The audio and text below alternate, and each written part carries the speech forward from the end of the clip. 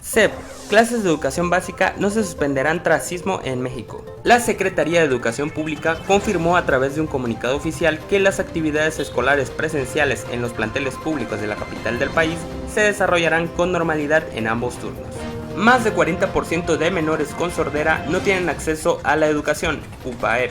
De acuerdo con el análisis de Gloria Angélica Ortiz Barroso, directora de la Licenciatura en Idiomas, Enseñanza y Diversidad Cultural de la Universidad Popular Autónoma de Puebla, los menores con sordera se mantienen sin acudir a la escuela ante la falta de personal capacitado para atenderlos o por falta de recursos. Gana Proyecto Mexicano Premio WICE de Educación. El programa Educar para el Bienestar es dirigido al fomento de la salud mental entre los adultos que trabajan en entornos educativos en México, desde profesores hasta autoridades del sector. Del Mazo entrega estímulos a ganadores de Olimpiada de Conocimiento Infantil. El gobernador del Estado de México, Alfredo del Mazo Maza, entregó estímulos económicos, una laptop y un reconocimiento a 85 estudiantes que resultaron ganadores de la Olimpiada de Conocimiento Infantil 2022.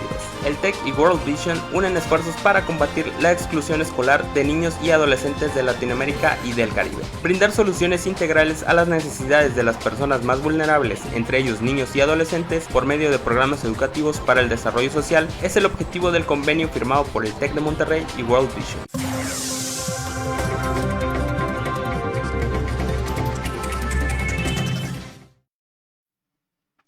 ¿Qué tal? Muy buenas tardes. Nuevamente me da mucho gusto saludarlos, estimados maestros y maestras de diferentes partes de la República que están sintonizando de nueva cuenta este programa denominado Causa Magisterial.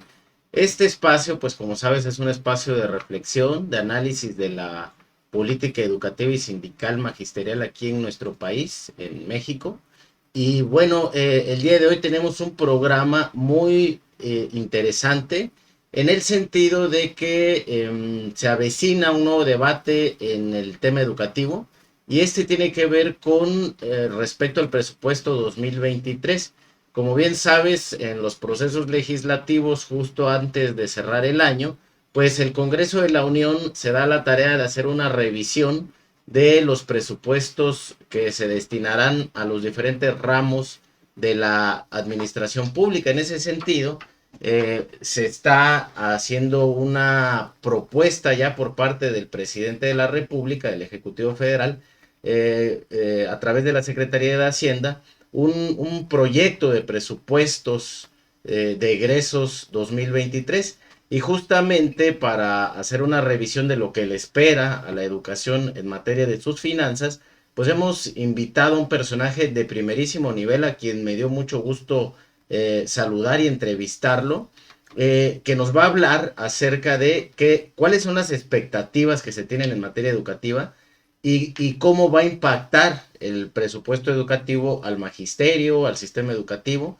pues en aspectos de capacitación, de fortalecimiento a la labor docente, entre otros aspectos que como maestros pues debemos de conocer.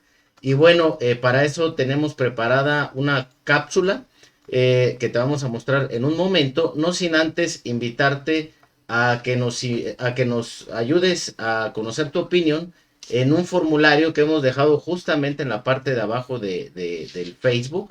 Le podrás dar clic a la liga y ahí encontrarás un formulario de 3 preguntas para poder expresar tu opinión. Y bueno, ya antes de concluir el programa, pues daremos lectura a los resultados de este análisis. Y bueno, sin más, pues vamos a ver esta cápsula que tenemos preparada para que te contextualices en el tema, y por favor, ayúdanos a compartir en tus redes sociales, en Facebook, en WhatsApp, para que más gente venga a este programa.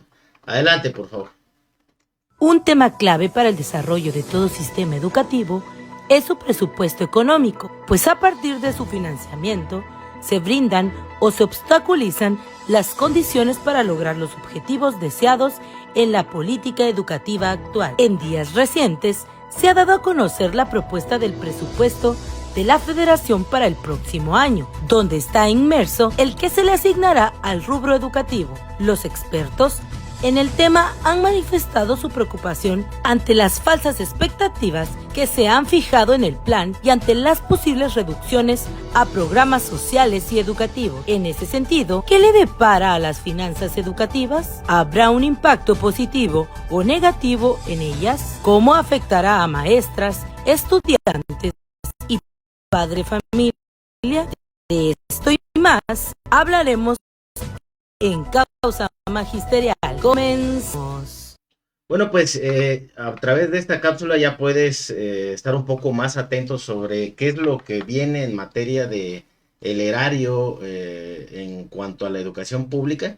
Y bueno, el día de hoy invitamos a un personaje docto en esta materia, un especialista en materia de finanzas de la educación en nuestro país, un consultor además muy recurrido en diferentes espacios públicos. Él ha tenido una participación muy recurrente en un programa de opinión como es La Hora de Opinar del licenciado Leo Zuckerman.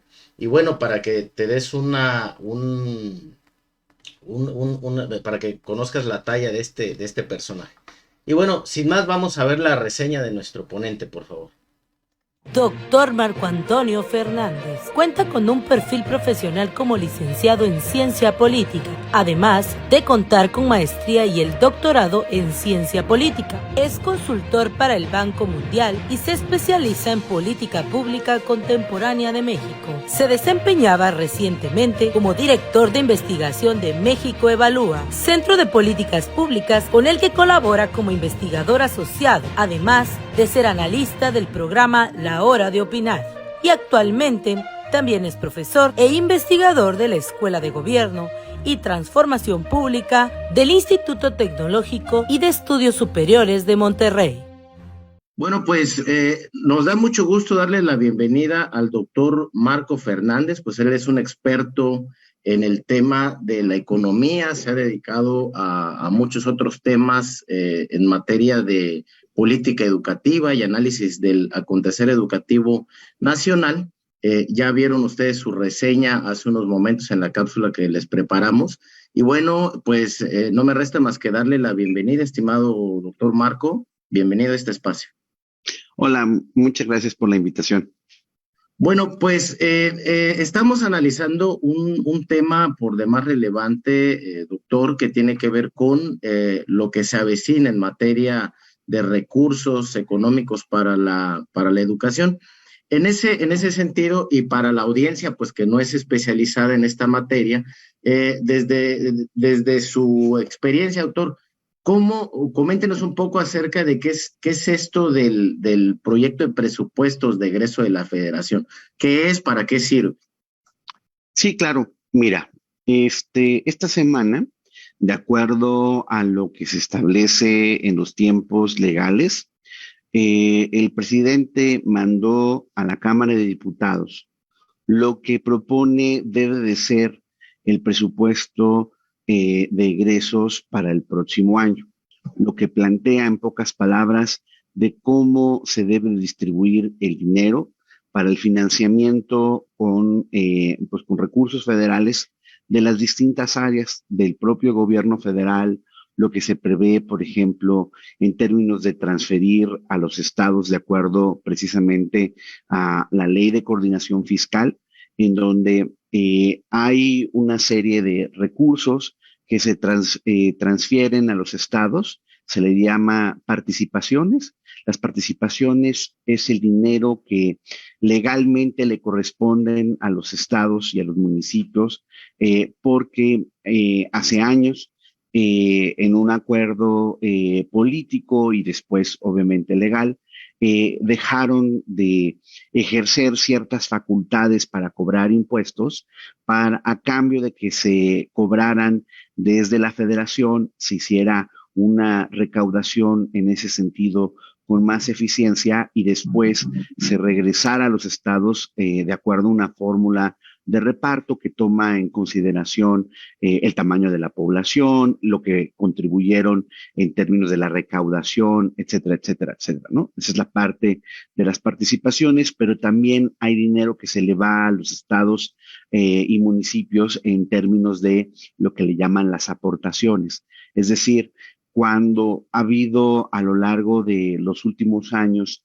ámbitos, entre ellos la educación, que se descentralizó, en este caso en 1992, para poder los estados cumplir con la parte administrativa de los servicios educativos, pues se le envían recursos para poder financiar estas actividades. Esa es la parte de las, le llaman transferencias voluntarias, es decir, no son obligatorias, pero pues son aportaciones que se le dan para cumplir con lo que se estableció en términos de los marcos de descentralización, en este caso de educación, también hay para el aspecto de salud, el aspecto de seguridad y demás. En esa propuesta, los diputados tienen una serie de semanas para que hacia noviembre ellos puedan determinar cuáles van a ser al final de cuentas las asignaciones finales en términos del presupuesto. Y hay cierto margen pequeño por la restricción de las finanzas públicas, que como no ha habido una reforma fiscal, pues no ha habido la manera de poder aumentar, digamos, la cobija que se tiene que repartir, y siempre es entre un pedazo muy importante de recursos que ya, digamos, está etiquetado, que no se le puede mover mucho, y hay un pequeño margen que es el que el gobierno determina, y a veces los legisladores negocian un poco de lo que se puede mover. Básicamente, por eso se llama proyecto de presupuesto, y una vez que se apruebe, pues será el presupuesto de egresos de la Federación para el año 2023. Ahora, doctor, después de que conocemos, bueno, todo el procedimiento legal que se tiene que seguir, incluso en materia legislativa, y bueno, ya nos dijo usted que más o menos para noviembre vamos a tener una certeza de por fin cómo van a quedar integrados los presupuestos. Algo que está causando mucho revuelo en los analistas y especialistas en estos temas tiene que ver sobre qué bases está haciendo una perspectiva. ¿Qué nos puede comentar al respecto? Esa pregunta es importante porque para cuando el presidente, y en este sentido a través de la Secretaría de Hacienda, plantea una propuesta presupuestal, lo hace bajo ciertos supuestos. Es cuánto esperan que la economía crezca. ¿Por qué es importante ese supuesto? Porque con base en lo que crece es lo que se va a producir de riqueza sobre la que se va a cobrar impuestos. Si tú creces menos, vas a poder recaudar menos. Si creces más, vas a poder recaudar más, ¿no? Entonces, primero tienes la parte de lo que se supone debe crecer la economía nacional. También está la parte de la inflación. Es decir, como ustedes y todos lo hemos vivido y se está viviendo en el mundo, un fenómeno de incremento de los precios, pues eso importa, pues porque determina cuánto va a costar las cosas, en términos reales, ¿no?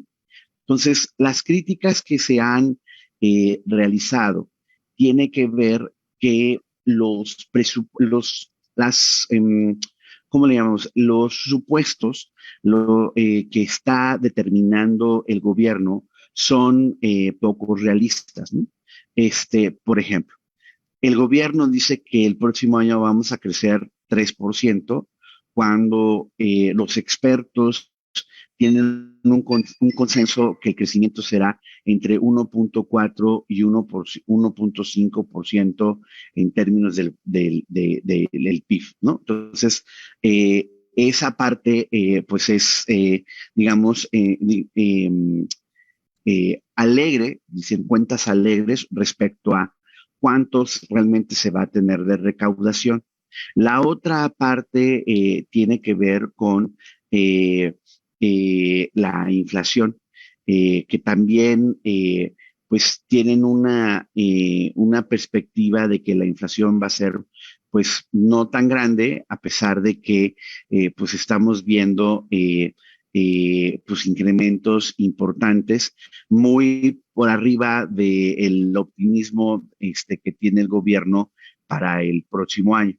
Entonces, bajo esos dos supuestos de entrada, pues hay una preocupación, si realmente es una propuesta con toda franqueza realista. ¿Y por qué importa esto? Porque si los supuestos sobre los que se está preparando esta propuesta no se cumplen, termina ocurriendo una de dos. O van a tener que endeudarse para tratar de completar los recursos que no llegaron, y a pesar de que el presidente ha dicho que no han aumentado la deuda, pues ahí están los números y la deuda ha venido aumentando sistemáticamente todos estos años durante el sexenio del presidente López Obrador. Ahora, doctor, entonces, perdón, más rápido. O te endeudas, o si tratas de no endeudarte para no mandar una señal de mayor preocupación a los mercados, híjole, pues viene otra vez la tijera del recorte, ¿no?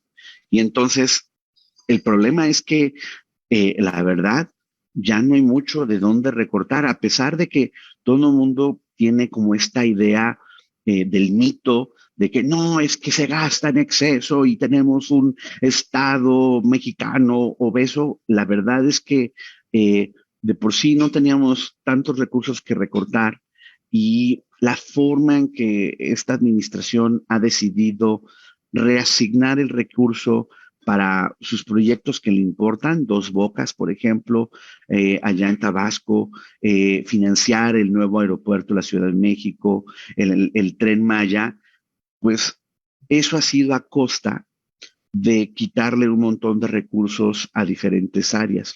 Una de ellas ha sido afectada a lo largo de estos años en la educación. Ahora, doctor, quisiera hacerle una pregunta. Sin duda, estas estimaciones que hacen los economistas, la Secretaría de Hacienda, pues parten sobre una metodología técnica ya incluso legalmente establecida. ¿A qué supone usted que se deba este desfase? Porque la Secretaría de Hacienda tiene una perspectiva y las calificadoras o los consultores pues tienen otra. ¿A qué se deberá este desfase? Pues la crítica que ha sido muy fuerte durante la semana es que la autoridad hacendaria no ha querido ser realista de cómo vienen las cosas el próximo año, y que en una decisión política, no técnica, política, pues construye una propuesta en estos términos. Es importante señalar una cosa. A lo largo de los años, no es la primera Secretaría de Hacienda, en este caso con el gobierno de Morena, que ponen propuestas, digamos, con supuestos que recurrentemente no se cumplen. Lo hicieron los gobiernos del PRI, lo hicieron los gobiernos del PAN. Los denominados técnicos neoliberales. El problema, y ahí es donde viene la crítica más fuerte en la semana, es que no se había observado este grado, digamos, poco realista de los presupuestos, de los supuestos para sustentar el presupuesto. Es decir, sí había algún margen pequeño de de diferencia del crecimiento, por ejemplo, o de la inflación, o de lo que se espera, por ejemplo, recaudar en términos del precio del petróleo, pero no al grado de lo que se está proponiendo. Entonces, de ahí viene, por un lado, la preocupación.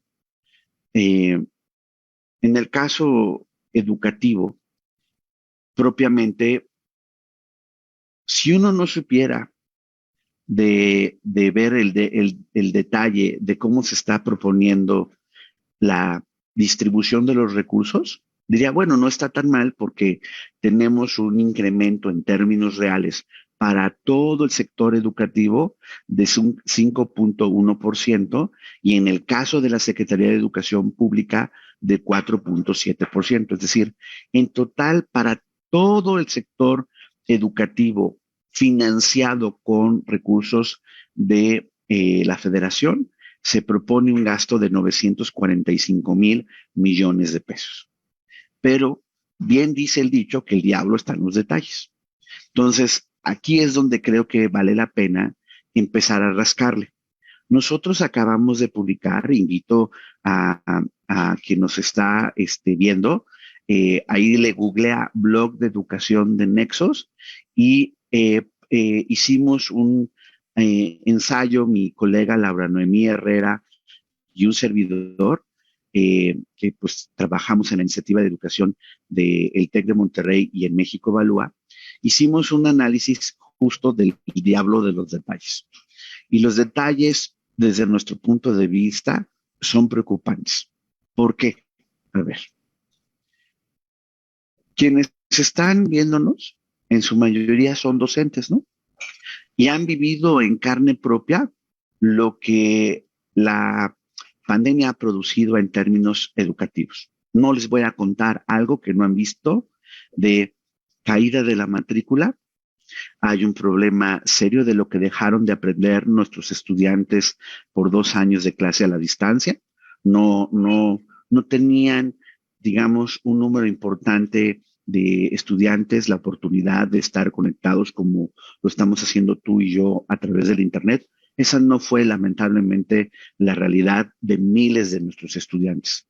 Y pues no se les dio recursos a los docentes para encontrar la manera de tener un contacto constante con sus alumnas, con sus alumnos.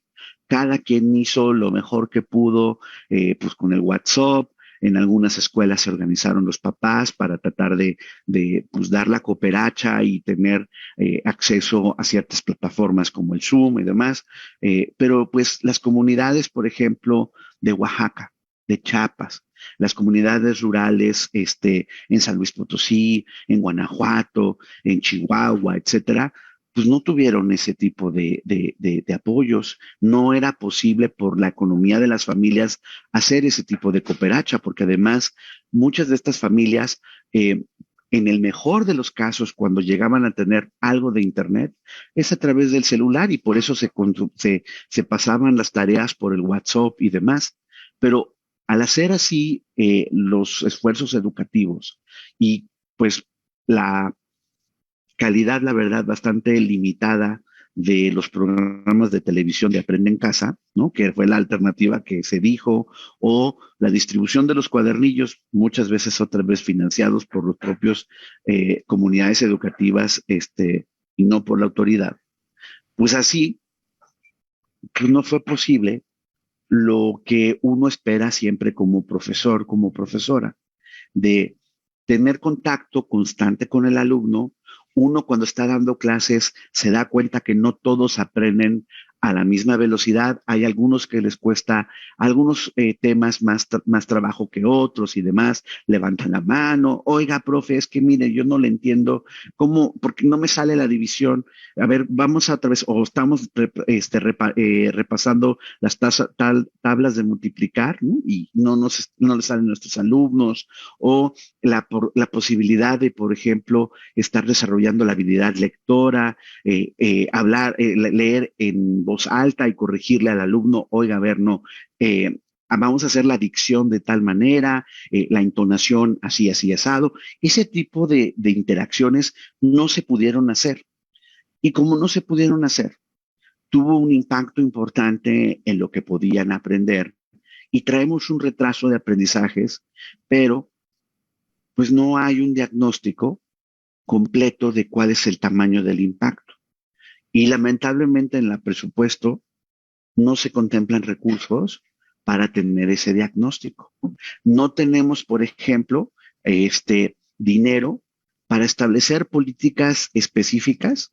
El sindicato al que muchos de ustedes pertenecen, el CENTE, pues va y le dice a la SEP, vamos a hacer juntos esta jornada de vamos por ellas y por ellos, ¿no? Vamos por todos.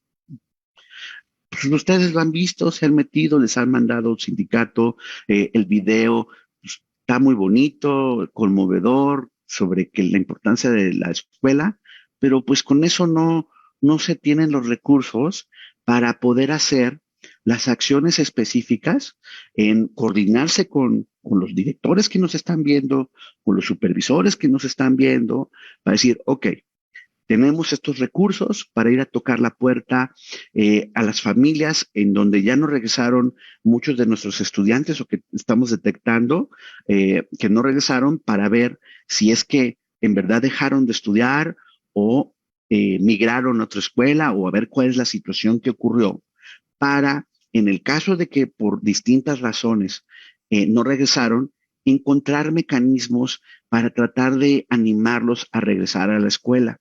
¿Por qué? Porque además, y perdón que lo diga tan directo, porque sé que muchos de ustedes que nos están viendo son maestras, maestros.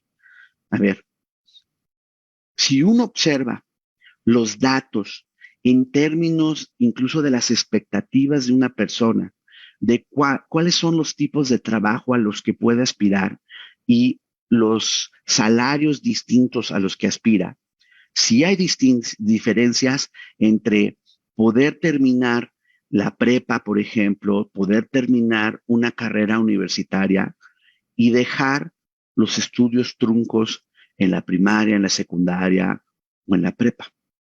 Te va a ir mal en la vida si tienes estudios truncos. Va a ser muy difícil tener mejores trabajos, tener la posibilidad cuando esos chicos que dejan de estudiar se convierten en papás, mamás, tener mejores oportunidades para poder darle mejores oportunidades a sus futuras hijas y sus hijos. Y lo que termina pasando es pobreza y mayor desigualdad. Por eso es tan importante tener dinero para poder hacer políticas específicas de regresar a los chicos, a las chicas, a las aulas. Y finalmente, hay una parte que todo lo hemos vivido en carne propia, que tiene que ver la afectación en el ánimo, lo que le llaman el impacto socioemocional de la pandemia, entre que las familias pues estaban muchas preocupadas de que si perdieron el trabajo, perdieron un familiar, hubo problemas de mayor violencia intrafamiliar, etcétera. Todo eso ha impactado en el estrés, en la tristeza, en el enojo que hemos visto entre muchas de nuestras estudiantes, de nuestros estudiantes e incluso de nuestros compañeros o nosotros mismos. Eso implica la importancia de tener recursos para que ustedes que tienen una importancia mayúscula en el aula reciban la capacitación necesaria para poder contener emocionalmente a sus estudiantes. Y ojo aquí, Eduardo, o sea, una cosa que a veces nos cuesta trabajo como docentes entender es que nadie pretende de que nos vamos a volver los psicólogos de nuestras alumnas o nuestros alumnos, pero toda la investigación educativa demuestra que el docente sí tiene un papel importante para poder contener emocionalmente a su estudiante. Pero para poder hacerlo, porque eso impacta en el aprendizaje de los alumnos, de las alumnas, pues necesitas capacitación. No puedes solamente echarle ganas y decir, sí, es importante la salud mental de nuestros chicos, y si no tienes capacitación, pues no hay lana. Y finalmente, y ya te regreso el micrófono, justo cuando uno ve la distribución de la lana, ¿saben cuánto se contempla para la capacitación de ustedes? 195 pesos por maestra, por maestro al año. Y con eso se supone que además también los van a capacitar para la implementación de los denominados nuevos planes de estudio, tanto en la parte de educación básica como la media superior. Platíquenme si con 195 pesos realmente los van a capacitar y ustedes van a poder contener emocionalmente a sus chicos, ver cómo codiseñar el plan de estudios que tanto dice el señor Marzarriaga de materiales educativos de la SEP, y poder implementar el piloto de los planes de estudio. Pues sabemos que eso no va a ocurrir. Doctor, sin duda nos respondió muchos de los planteamientos que tenía a continuación. Estamos ya de lleno en el entramado de la educación, pero me gustaría diseccionar y retomar algunas ideas que usted está planteando. Primer aspecto, cuando hablamos de financiamiento, este año, justamente en el tema de capacitación, se habla de que hay subejercicios en distintos presupuestos. Se habla de que este año se le dio un recurso importante al sector educativo para operarlo, y ahora el problema no fue la falta de recursos, ahora el problema fue que no se ejercieron esos recursos. La pregunta sería aquí, ¿qué pasa con ese presupuesto que no se operó? ¿Y cuál sería la causa del por qué no se operó tanto recurso? Es una pregunta muy importante. No se operó por distintas razones. O porque les doblaron la mano a los señores de la SEP, pues decir, espérate, ese recurso no te lo estoy transfiriendo todavía porque lo necesito para otras cosas. Y las otras cosas, perdón, se llaman dos bocas, se llaman el Tren Maya. Y si no me creen, vayan y vean, googlen, no digan, es que este es el conservador, porque siempre cuando criticamos, es que es el neoconservador y prianista y no sé qué. Ok, bueno. Si dejamos al lado nuestras filias partidistas o nuestras fobias, googleen cuánto llevamos de sobrecosto ya gastado de dos bocas del Tren Maya y del aeropuerto de la Ciudad de México. Y eso no se financia solito, sino es empezarle a quitar a distintas áreas. Las dos áreas que han tenido subejercicios importantes, salud, en plena emergencia educativa, pues no han ejercido el presupuesto educativo. Para quienes son papás, mamás y todos ustedes que tienen contacto con familias, ¿por qué creen que no hay vacunas? Ya no digamos para lo del COVID. ¿Por qué los estudiantes, los niños, a diferencia de lo que ocurría antes, tienen esquemas incompletos de vacunación? Pues porque no han tenido dinero para comprar las vacunas porque el dinero se ha ido a otras cosas. Y lo mismo pasó en educación. Entonces, pues el dinero que se les había asignado para, por ejemplo, capacitarlos, pues terminó en otras cosas, no en educación. Entonces, ahí está el problema de que no es solamente que se les asignó poco, sino que hasta lo que poco que se les asignó,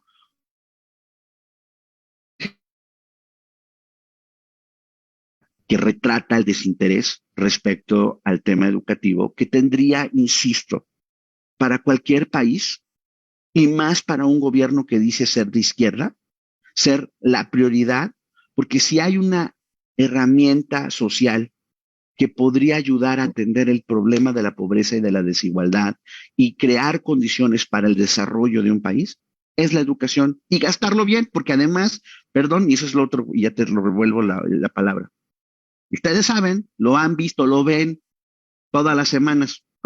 Además hay el problema de la tranza, del mal uso de los recursos en materia educativa, del pago indebido, vamos a decirlo con claro, yo soy muy políticamente incorrecto, del pago de gente que está supuestamente asignado a una escuela y que anda de aviador, o el pago a los señores comisionados de su sindicato que de acuerdo a la ley lo tiene que pagar el sindicato. ¿Por qué ¿A poco ustedes creen que es de gratis? Que les descuentan obligatoriamente, sin decir ustedes agua va, todas las quincenas, dinero para las cuotas sindicales. Y parte de lo que se tendría que financiar con esas cuotas sindicales son los salarios de los comisionados. Pero pues, sus compañeros, ya no de ahorita, de siempre, han vivido en el esquema de la tranza y dicen, vamos a echarle al gobierno federal que también nos financia esto. Y entonces hay este famoso programa, y déjeme, hasta lo tengo aquí anotado, apoyos a centros y organizaciones de educación. El U080 es técnicamente el nombre del programa presupuestal. A ese, que le aumentan para el próximo año 105%, a través de ahí se ha estado financiando el salario de muchos de los maestros en los estados, unos que sí están en las aulas, porque los estados no han recaudado dinero y entonces tratan de pedirle a la federación, oye, pues a ver, independientemente del FONE, dame dinero para financiar lo que me falta de maestros.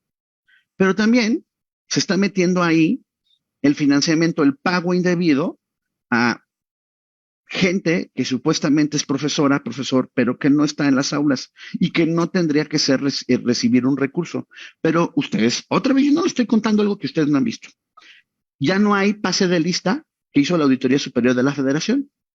Entonces, pues, si no hay pase de lista, no hay forma de comprobar que el que está en el papelito, supuestamente en la nómina del centro escolar, realmente esté dando clases, y entonces, pues otra vez, pues el problema de la tranza que tanto perjudica al país. Doctor, a ver, ahorita vamos a entrar a este tema que me parece súper importante, que tiene que ver con la transparencia en el financiamiento que se le da también al sindicato, que ese es un hoyo negro donde no se sabe absolutamente qué pasa, nadie rinde cuentas, ¿no?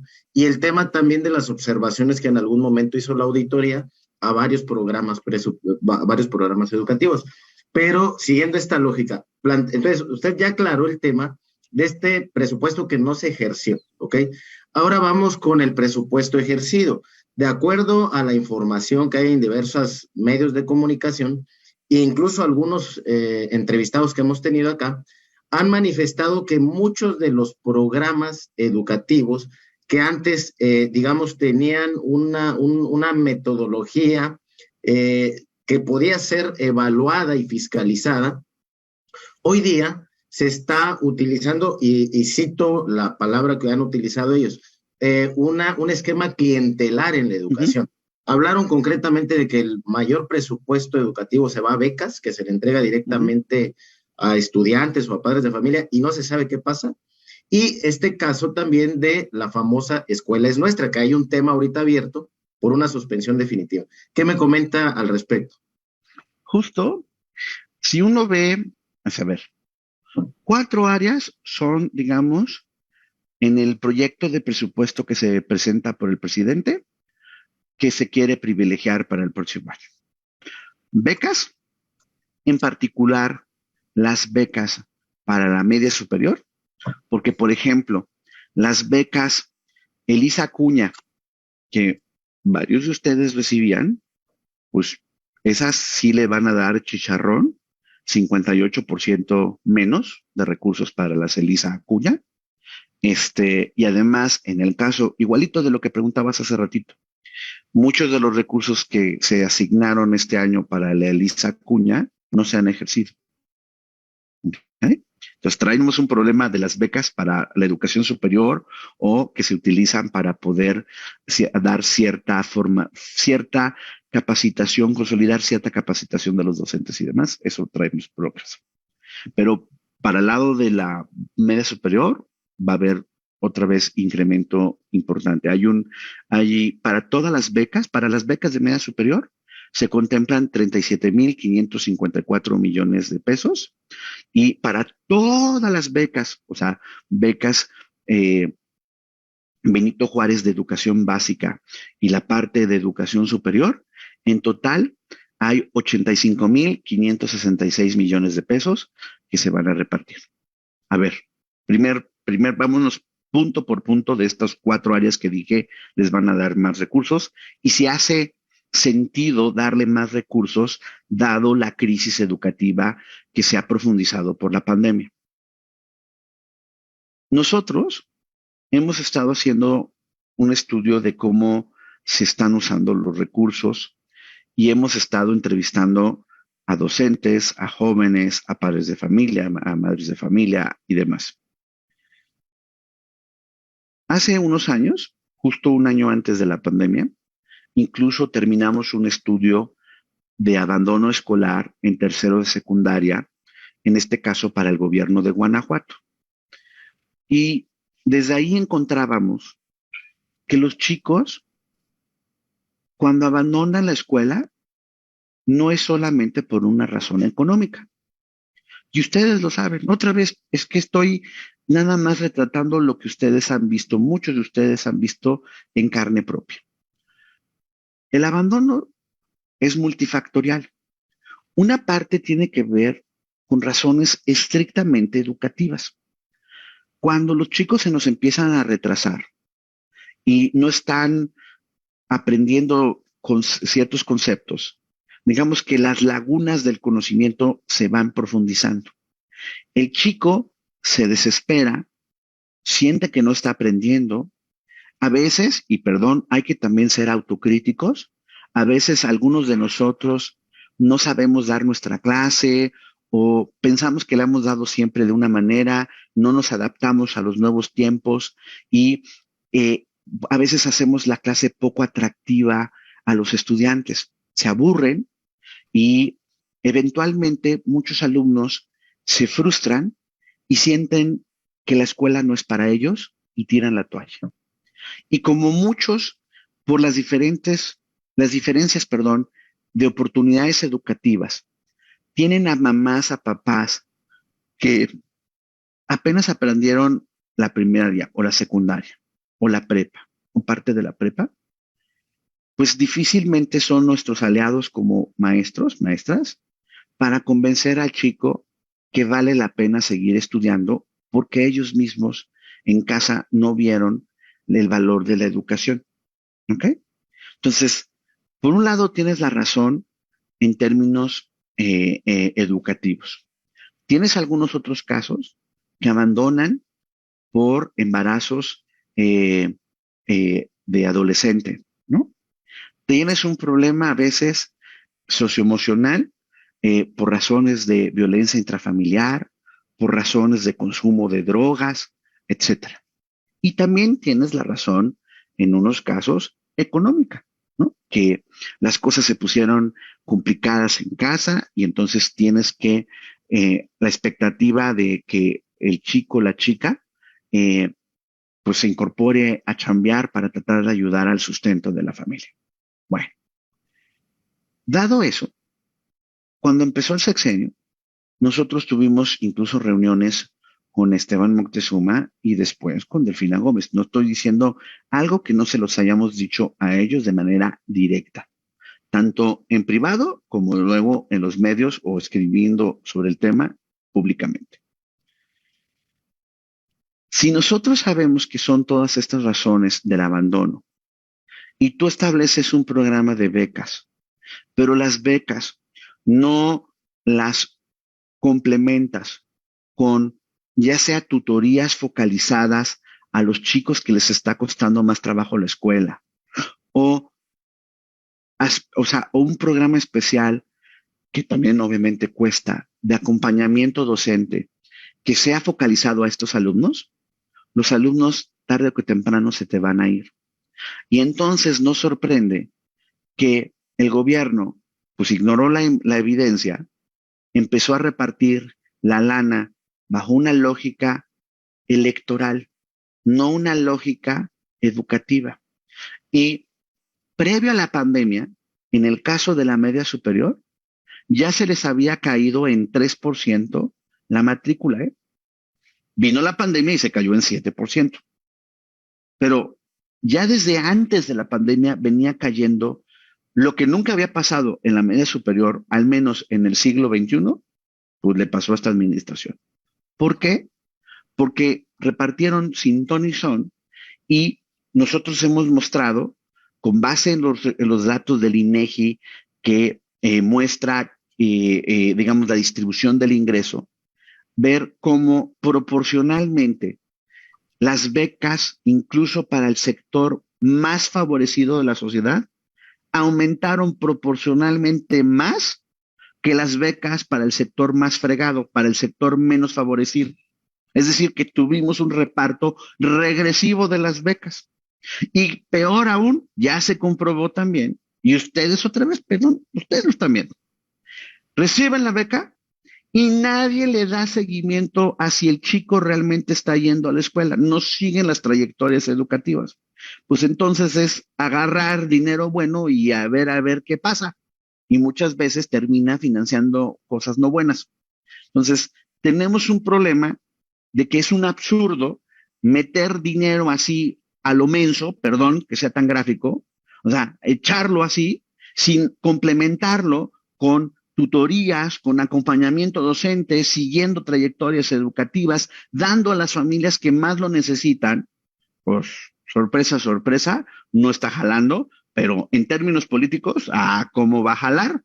Porque además, ¿quiénes son los futuros electores? Pues los jóvenes que están en la prepa, ¿no? Sí, claro. Entonces, pues digamos que la lógica sí hay una lógica.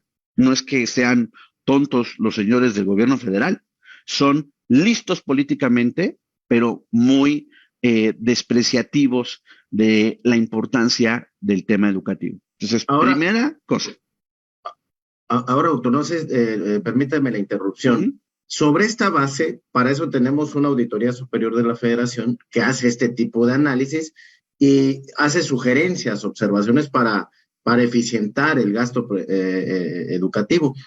Hace unos meses o años aproximadamente, la auditoría hizo varias observaciones a varios programas educativos y de esto ya no se supo más. ¿Qué sucedió con estas observaciones, doctor? Ay, híjole. Además del tema educativo, yo me dedico a estudiar el tema de anticorrupción y de rendición de cuentas.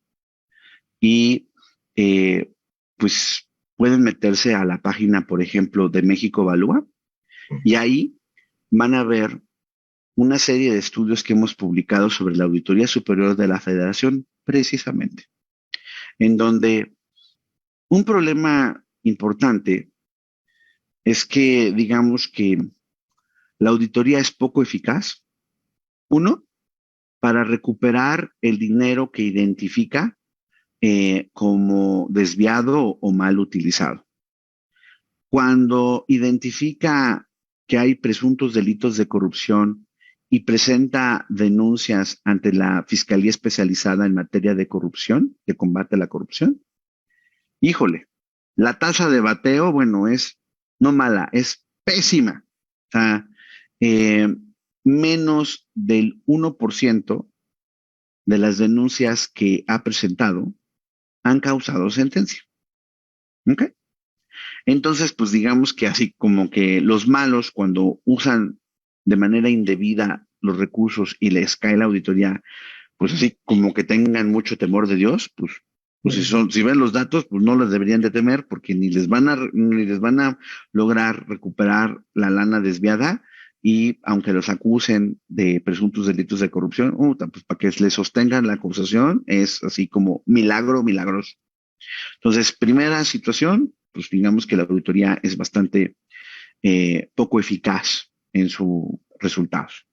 Segundo, peor aún es los legisladores, pues que, ¿quiénes son los jefes de la Auditoría Superior de la Federación?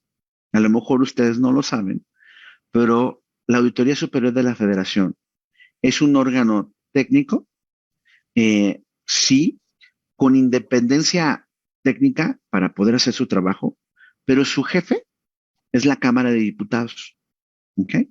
Que tiene una comisión que se llama la Comisión de Vigilancia, que es la que justo da cuenta, vigila cómo funciona la Auditoría Superior de la Federación. Cuando se informan, cuando se presentan estos informes de auditoría en las diferentes épocas del año, ¿no? Eh, en teoría, eso serviría para que los legisladores pudieran tomar cartas en el asunto. Dicen, a ver, espérenme, uno está observando, ejemplo, no, pues estamos desperdiciando así, pero no sirve el dinero o no está funcionando bien el dinero. Vamos a poner un ejemplo del pasado.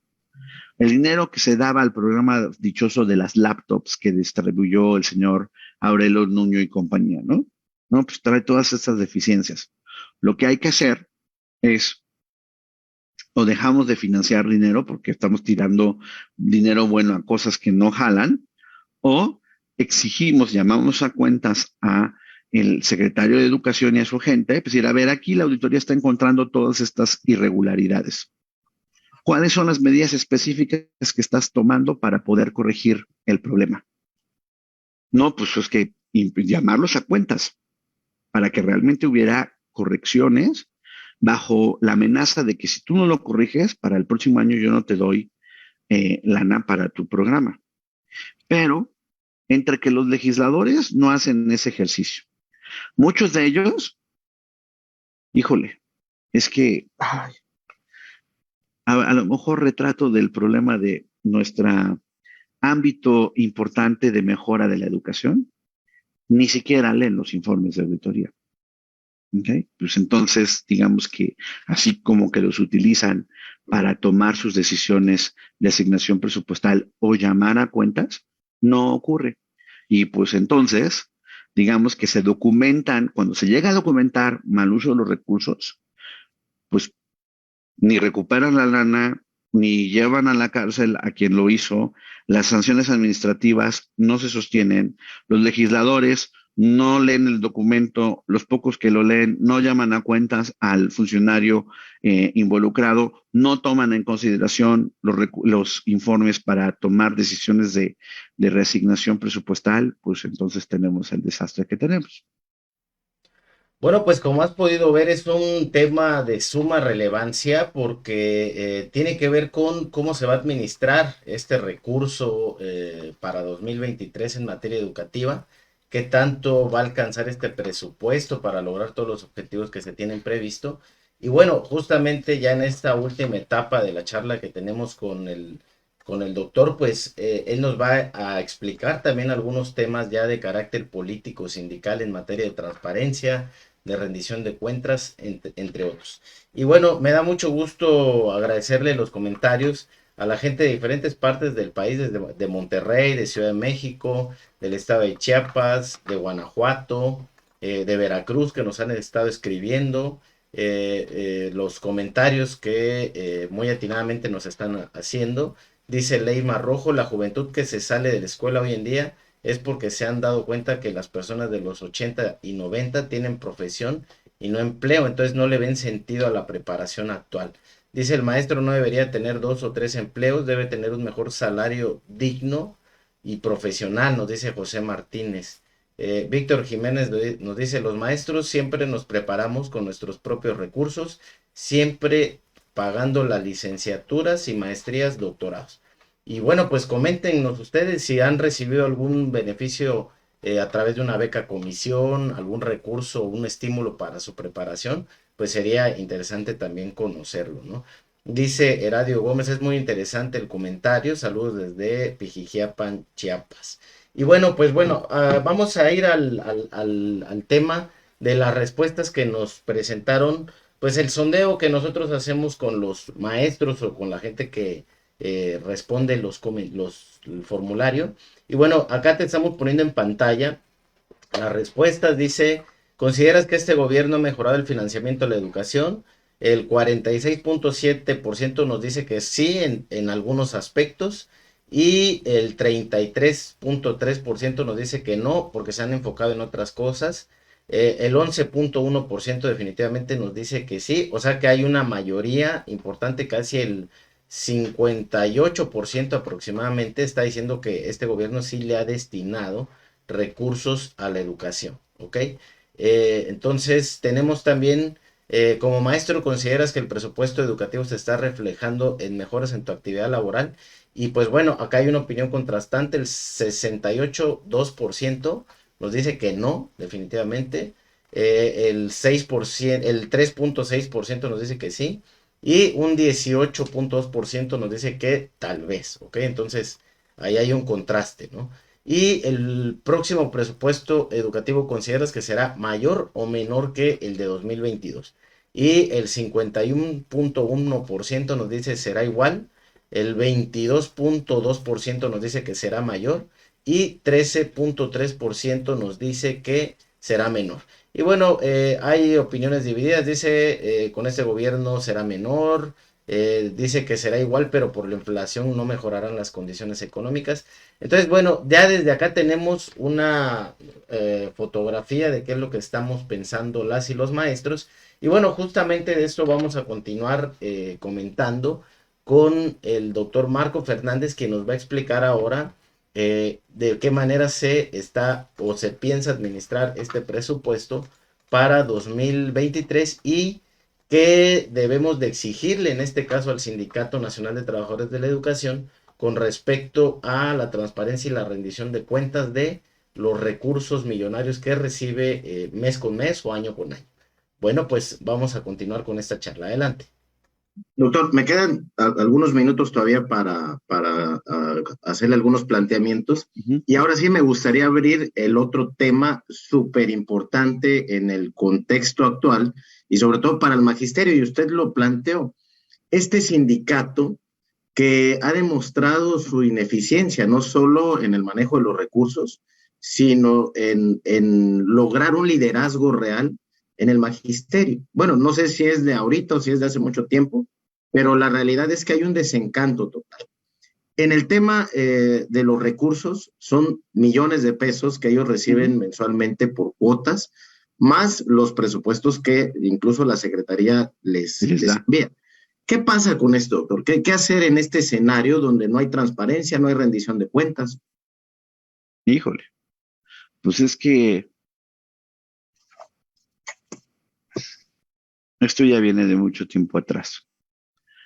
Cuando las memorias de Torres Bodet, si usted las lee, hay una parte, yo recuerdo un episodio en el que se queja como ya desde entonces el CENTE era juez y parte, ¿no? Porque siempre dicen que no, es que la autoridad es la responsable, porque es la autoridad. Hay patrañas, o sea, si muchos del CENTE están en puestos de la Secretaría de Educación Pública Federal o de los estados. Le rascamos quiénes son los directores, por ejemplo, generales de educación básica y pues casi todos son del CENTE, por ejemplo. Y ahí se toman las decisiones de a dónde se va un maestro o una maestra. Digo, perdón, no les estoy contando nada nuevo. ¿Y por qué muchos de ustedes se disciplinan? No por convicción, sino porque la amenaza de que si alzan la voz, ay, profesor, híjole, para el próximo año, ¿qué cree? Tenemos que hacer una modificación administrativa y en vez de estar en la escuela que pues, le quedaba a usted como a 5 kilómetros de su casa, ¿qué cree? Lo mandamos a una comunidad que está como a 30 kilómetros, ¿verdad? Entonces, de entrada hay ese problema. O, híjole, el famoso programa que se llamaba VIMA, ¿no? Vivienda Magisterial. No, pues usted anda de revoltoso. Usted no participa en las marchas, ¿no? Digo, eso les va a sonar mucho a los compañeros, sobre todo de la coordinadora, ¿no?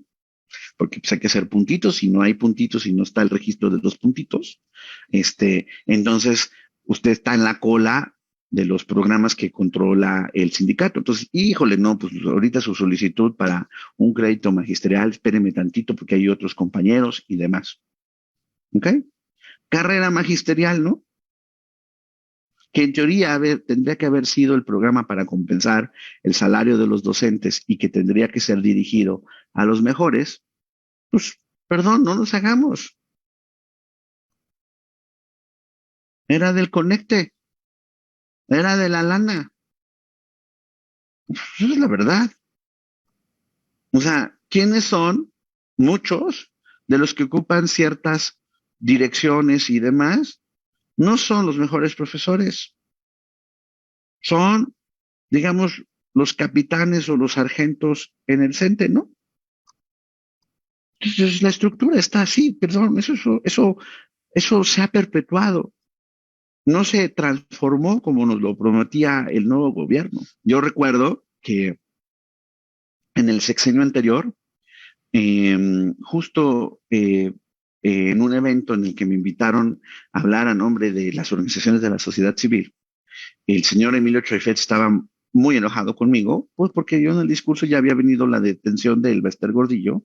Y le dije, miren, pues el Bester Gordillo está en la cárcel, pero quienes se benefician de la corrupción del sistema educativo siguen libres y son aliados del gobierno. Y ahí en primera fila estaban los dirigentes de las diferentes secciones del centro. Porque, perdón, eso es lo que ha pasado. Y no es, porque después dice, por ejemplo, gente como Luis Hernández Navarro, ¿no? Que no, es que tienen una posición antisindical. No, a ver, el sindicato tiene que tener, sí, funciones muy importantes de proteger a sus trabajadores, de garantizarles mejores condiciones laborales.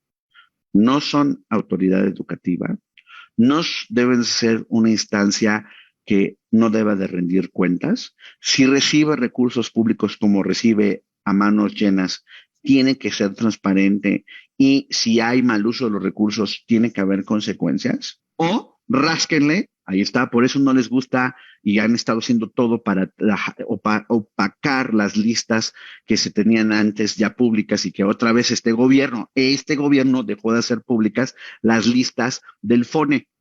Porque cuando se empezaron a analizar las listas del FONE salieron las familias magisteriales. Y no porque haya esta herencia familiar de yo también comparto con mi mamá, con mi tío, el ser docente. Ay, sí, ojalá, hay unos casos bonitos de esos, pero lo que hay es mucha corrupción, porque qué casualidad que estas familias que se detectaron en el análisis del FONE, tienen las plazas más altas de maestros. Entonces, todo esto, ¿por qué ha sido posible?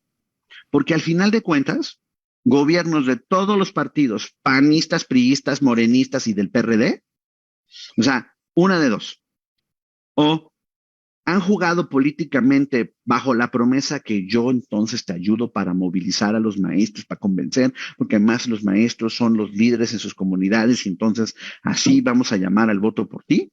Y así empezó la relación con el PRI, luego lo hicieron con el PAN, luego como se empezó a diversificar quién era quién en los gobiernos de los estados, pues también lo hicieron con los del PRD y ahora lo hacen con los de Morena. La prostitución política, esa ha sido la constante.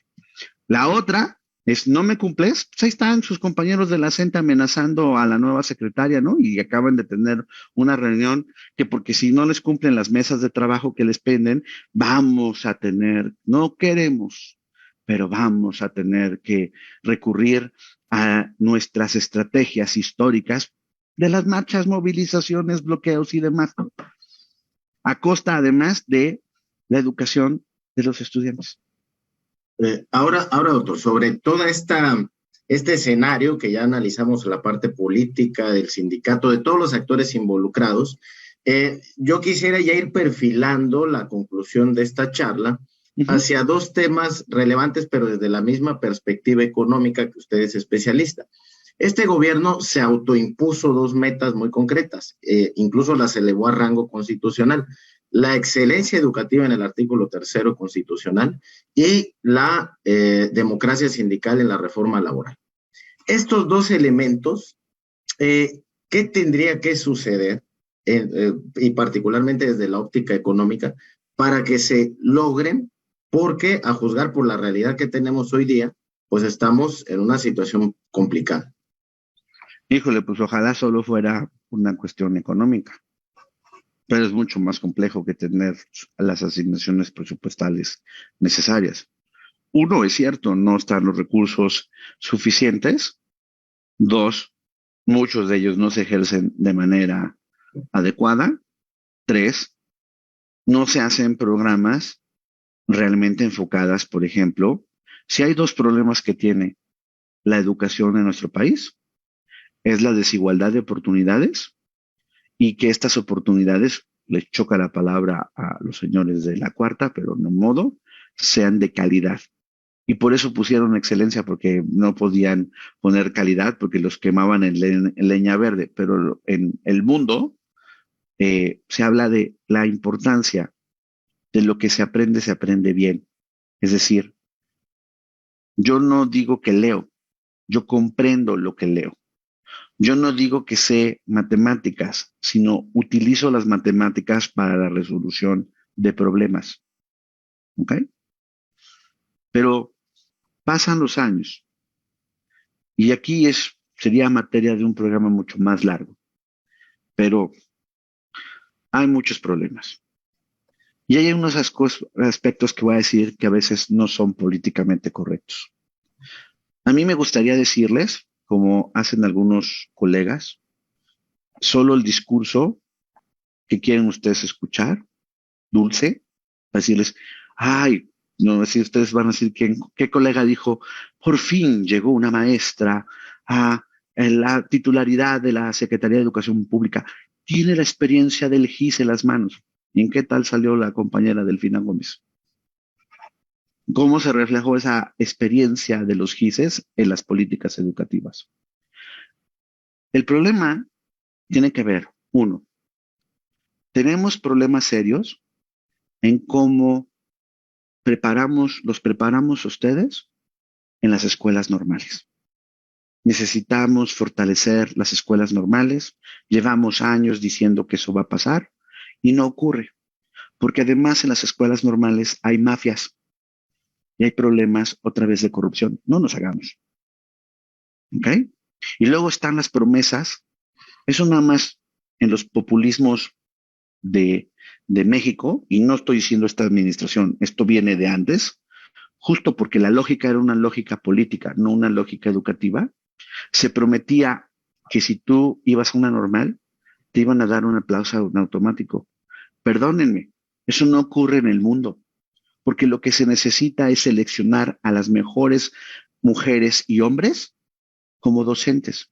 Y eso sí implica hacer concursos de las plazas. Perdón, me van a decir, neoliberal, no sé qué. No, nadie está defendiendo de manera crítica la reforma anterior. Ahí ustedes pueden googlear y van a ver muchas críticas que hicimos respecto a la reforma anterior. Pero hay un elemento que para que jale el tema de la calidad educativa es poder seleccionar mejor a los docentes, poder estar capacitarlos constantemente, darles retroalimentación.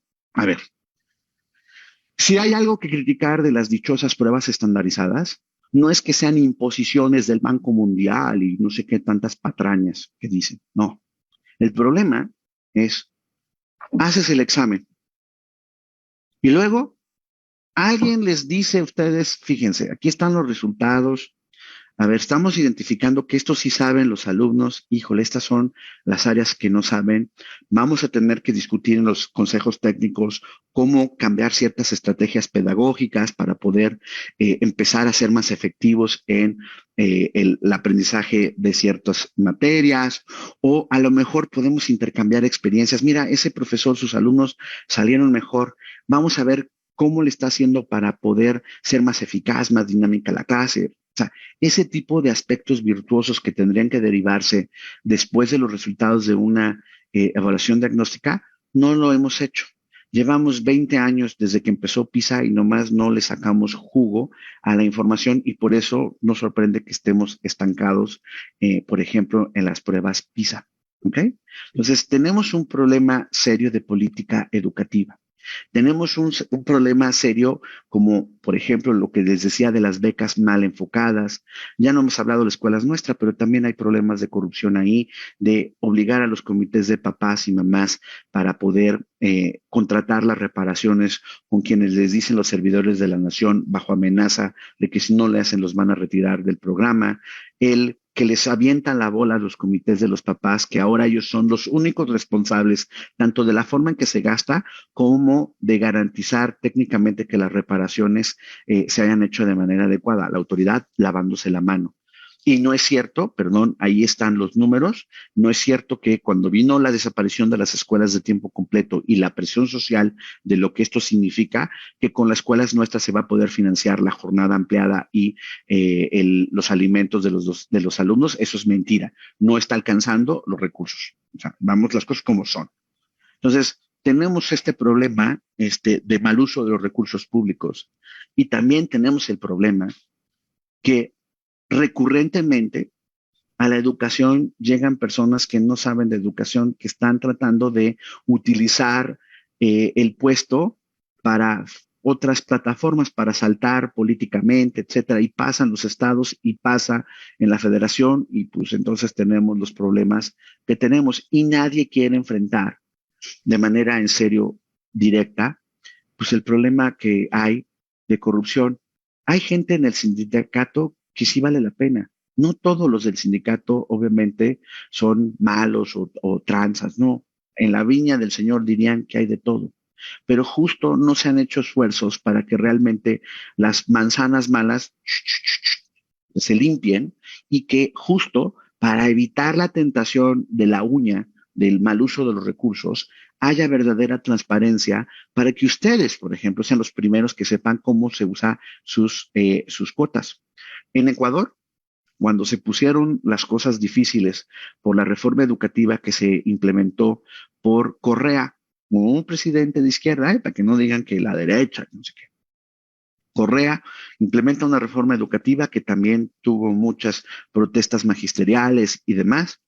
En el estire y el afloje, lo que decidió hacer el gobierno de manera muy inteligente fue decir no más cuotas obligatorias y automáticas al sindicato.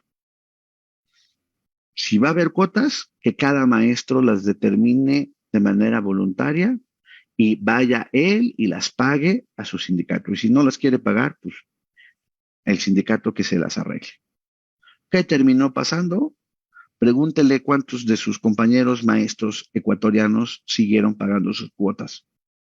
Y ahí sí el sindicato se tuvo que poner las pilas y empezar a ser verdaderamente representativo y transparentar el uso de los recursos. Si hicieron algo así en México, vamos a ver si la coordinadora y el CENTE se comportarían como se comportan. Pues como podrás ver, un tema bastante polémico. La verdad que ahorita nuestras redes se han llenado de comentarios, pues algunos a favor, otros en contra, y bueno, eso es parte de la democracia en el análisis de estos temas, conocer las diferentes perspectivas, pues bueno, desde estos bloques, por ejemplo, de centro, de izquierda y derecha, y bueno, a partir de ahí, pues te invitamos a que tomes tus propias reflexiones. Antes de concluir ya esta charla, bueno, me permito disculparme con la audiencia porque esta plática que tuvimos con el doctor Marco, pues es muy amplia, muy interesante, y bueno, restan 10 minutos de esta conversación que tenemos con él. Si te interesa y conocer más sobre estos temas de carácter sindical, de la economía y de las críticas que él hace a este sistema en el que estamos las y los maestros, pues bueno, te invito a que te quedes viendo esta charla. Y bueno, tengo algunos comentarios también que hacerte, que aprovecho a hacerlos en estos momentos. El día sábado vamos a tener un evento, el Movimiento Nacional por la Transformación Sindical está convocando a la inauguración de su segundo curso de capacitación digital, FormaGIS, que es de carácter gratuito. Si quieres tomar este curso, pues bueno, te invitamos a registrarte en la página de formagis.com.mx y ahí puedes tomar este curso que se denomina Democracia Sindical, el ABC de la democracia sindical, que fue el primero, y ahorita se va a inaugurar el segundo, que es los derechos laborales para los trabajadores de la educación. Entonces, el evento es este sábado a las 10 de la mañana, con inauguración a partir de las 9:30 am, ¿ok? Y bueno, otro evento también que queremos participarte, los interesados en temas educativos, se va a tener el Congreso Nacional de Posgrados en Educación, el 11º Congreso Nacional de Posgrados en Educación, y bueno, esto lo está realizando la Universidad de Guadalajara, Y este evento se va a llevar a cabo del 19 al 21 de octubre en Zapopan, Jalisco. Así que si te interesan estos temas de posgrados en materia educativa, pues bueno, aquí tienes una excelente opción para registrar. Y bueno, finalmente, y para continuar ya con la charla con el doctor Marco, pues bueno, te invitamos a que consultes las páginas con las que nosotros tenemos contacto. Te invitamos a que consultes Educación Futura. Ahí Causa Magisterial sube sus artículos constantemente. El Faro Educativo de la Universidad Iberoamericana. El 7 de Chiapas, que también amablemente nos brinda espacios para la promoción de estos contenidos. Y por supuesto la revista Magisterio Legal, que es una revista enfocada a temas de carácter magisterial que tú puedes descargar desde su página. Y bueno, te invitamos a que la consultes y que conozcas este interesante proyecto editorial. Y bueno, sin más, vamos a la última parte de esta charla con el doctor Marco Fernández sobre el presupuesto educativo. Adelante, por favor. Doctor, me quedan 10 minutos nada más para hacerles algunas preguntas que pues me gustaría aprovechar el espacio porque es una oportunidad excelente el conversar con usted. Y bueno, en cuestión de este tiempo y para no abusar también del suyo, pues apelaría a la brevedad en su respuesta. Ujú. Primera pregunta sería, ¿cómo recomponer o cómo lograr acuerdos en un contexto político tan polarizado donde hay una posición de expertos como usted que está diciendo fríamente lo que está sucediendo, donde hay una coordinadora y grupos sindicales que también tienen sus propios argumentos y donde hay una sociedad que también tiene sus propios argumentos? ¿Qué se podría hacer o cómo lograr eso? Híjole, esa pregunta es súper compleja. De entrada, necesitamos involucrar a la sociedad en el tema educativo. En mayo, hace unos meses, publicamos la tercera encuesta que hemos realizado en la iniciativa de educación del TEC junto con el periódico Reforma. Es una encuesta que se está haciendo periódicamente entre papás y mamás que tienen hijas, hijos en escuelas públicas de educación básica. Les preguntamos, oiga, en estos años de clases a las distancias, ¿su hijo ha tenido afectaciones educativas? 81% de los papás, de las mamás, aceptan que tuvieron una afectación educativa en el aprendizaje. Oiga, para compensar esas afectaciones educativas, ¿usted está a favor, por ejemplo, de tener clases los sábados? 7% a favor. Oiga, ¿usted está dispuesto a acortar las vacaciones y extender el número de días de clase para ir compensando? Solo 22%. 37% de las mamás y de los papás viven en la ilusión de que vamos a poder recuperar los aprendizajes en el mismo tiempo como si fueran clases normales. Y ustedes que me están escuchando saben que eso es imposible.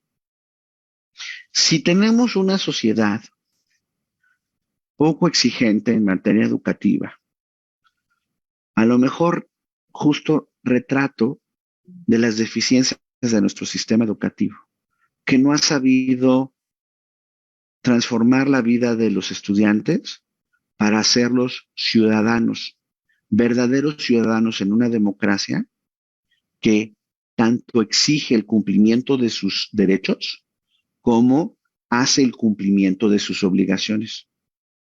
Entonces, de entrada, tenemos un problema serio porque si allá afuera yo nunca vi en estos meses una sola marcha en la sociedad exigiendo que se reabriera la brevedad las escuelas, exigiendo que se garantizaran las condiciones mínimas para la ventilación de las aulas, exigiendo un programa de recursos complementarios para pagarle a los docentes horas extras para ir compensando los aprendizajes no alcanzados.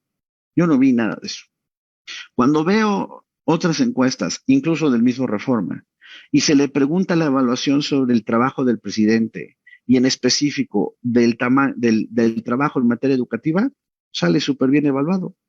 O sea que, pues, a pesar de todos estos problemas que son objetivamente existentes, yo no veo a nadie. Entonces, de entrada, para poder crear estas condiciones de un consenso a favor de la educación, primero tenemos que tener gente que lo exija, que presione políticamente a los actores a ponerse de acuerdo, que diga, ya estuvo suave de las tranzas de algunos en el sindicato. Yo quiero resultados de buena educación de mis hijos. No se vale que los dejen sin clases. No se vale que protejan al maestro tranza, al maestro que acosa, al maestro. Todo eso, yo no lo veo. Entonces, pues si no hay esa presión y del otro lado están los juegos políticos de los gobiernos y los sindicatos, pues digamos que por eso estamos donde estamos.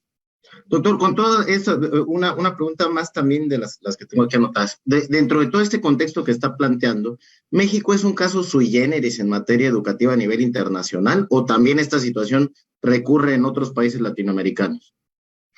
Pues de lo que yo conozco, lamentablemente no es la única experiencia en términos de poca presión para la exigencia en materia educativa.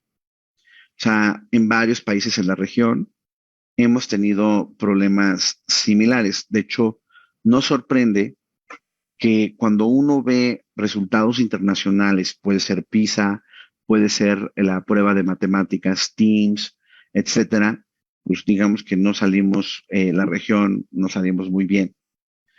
Sin embargo, hay una parte en la que hay algunos países que poco a poco empiezan a mover algunos de sus resultados. No quiere decir que estén así súper bien.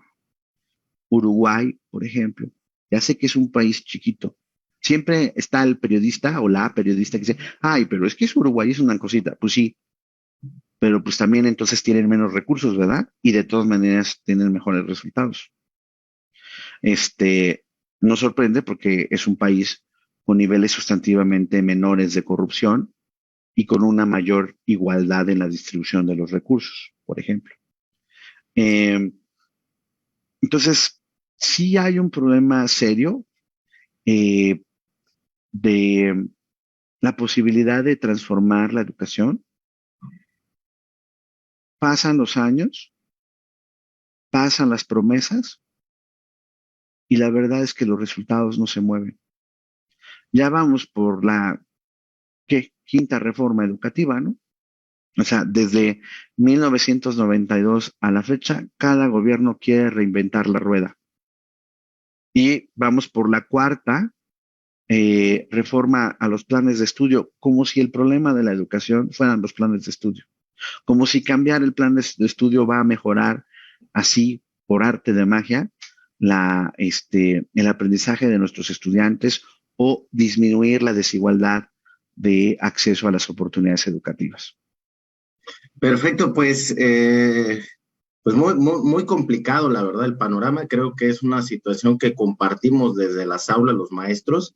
Es una realidad que nosotros no la vemos tan técnica, pero al final del día, pues sí la sufrimos, ¿no? Con los alumnos, con los padres, en nuestros estímulos también económicos que tenemos que sufragar. Y bueno, doctor, pues me da mucho gusto haber conversado con usted. Hay muchos temas que quedan sobre la mesa, pero como usted ha dicho, pues esto da para una discusión más larga. Únicamente le pediría una conclusión final sobre esta perspectiva económica de la educación. Hay una parte que aprovechar el espacio, ojalá que sean muchos docentes o papás, mamás que nos estén viendo o que nos vean eventualmente. El panorama no está fácil, sin duda alguna. Yo me niego a la resignación de que es como un Titanic educativo que se está hundiendo y no hay nada que hacer, ¿no? Ser como en la película esa del Titanic, la orquesta que está tocando, viendo que se hunda. No, a mí me parece que esa actitud no puede ser la que prevalezca y por eso yo los invito a que cuando están en el aula, a pesar de las circunstancias tan difíciles que están enfrentando, estén dando lo mejor de sí, recordando el valor que se tiene en la transformación de la vida de los estudiantes, tratando de encontrar la manera de motivarlos, de ver, no es fácil, yo lo sé, de provocar hacer equipo con las familias entender que las escuelas no son guarderías, no es solamente llegar a la puerta y ahí el aviento a la chica, al chico y yo ya me lavo las manos. Así no podemos lograr transformar la vida de los estudiantes. El alzar la voz frente a aspectos de abuso que hay en materia educativa no es fácil muchas veces por todas estas circunstancias de mecanismos de amenazas y demás. Por eso hay que hacer equipos, por eso hay que estar haciendo coaliciones. No es ellos y nosotros, sino estar buscando construir lazos sociales para uno, tratar de combatir a quienes están haciendo las malas prácticas en educación y sobre todo para poder construir las bases, para ir poco a poco, nos va a ser de la noche a la mañana, tratar de tener mayor equidad en las oportunidades de la educación. No se vale que una chica, un chico, por el tipo de comunidad en la que viva, va a tener diferencias en el tipo de oportunidades y de la calidad de la educación a la que tiene acceso. Eso no se vale. Si logramos en verdad hacer esfuerzos para que la educación sea esta escalera de ascenso social, de movilidad, de tratar de que sea un instrumento efectivo contra la pobreza, ahí, como sociedad, los esfuerzos van a dar frutos. Porque si hay algo, una apuesta a la que tiene que hacerle una sociedad, es una buena educación. No solamente decir voy a gastar en educación, no, voy a gastar lo suficiente y lo voy a hacer de manera adecuada, financiando los programas que sí tengan réditos educativos, que sí logren ir disminuyendo las brechas de aprendizaje, impulsando, abriendo los espacios para que más chicas, chicos se incorporen en sus trayectorias educativas completas, no que las dejen, sobre todo cuando pasan de la secundaria a la prepa y se nos cae un montón de alumnos, no.